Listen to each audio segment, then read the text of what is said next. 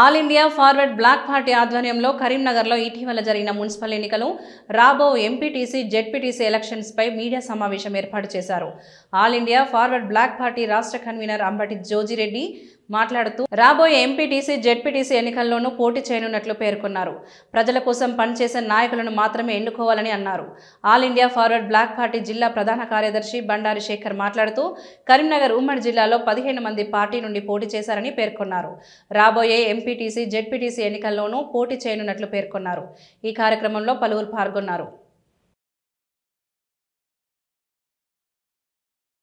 తెలంగాణలో మాకు అంటే ఆల్ ఇండియా ఫార్వర్డ్ బ్లాక్ పార్టీకి ఓట్లేసి గెలిపించి 33 మంది సింహాలను తెలంగాణ ప్రజల కోసం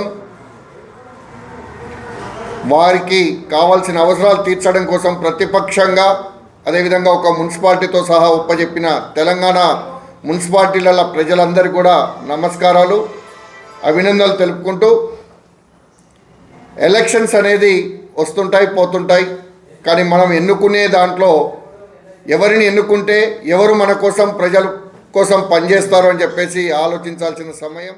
జరిగిన మున్సిపల్ కార్పొరేషన్ ఎన్నికల్లో All India Forward Bloc party గణనీయమైన ఓట్లు అన్ని ప్రాంతాల్లో దాదాపు అన్ని జిల్లాల్లో సాధించింది. చాలా మున్సిపాలిటీల్లో All India Forward Bloc party ఖాతా తెరవడం జరిగింది. కానీ ఈ రాష్ట్రంలో ఎవరైతే తెల్లారు లేస్తే ఒకరి మీద ఒకరు ఫిరాయింపుల మీదనే మాట్లాడే పెద్ద పెద్ద నాయకులు ఈ స్థానిక సంస్థల ఎన్నికల్లో గెలిచినటువంటి చిన్న పార్టీలు స్వతంత్రులను కౌంటింగ్ ప్రక్రియ పూర్తి కాకముందే ఫిరాయింపులకు పాల్పడే విధంగా ప్రవర్తించిన తీరు మీరందరూ కూడా గమనించారు.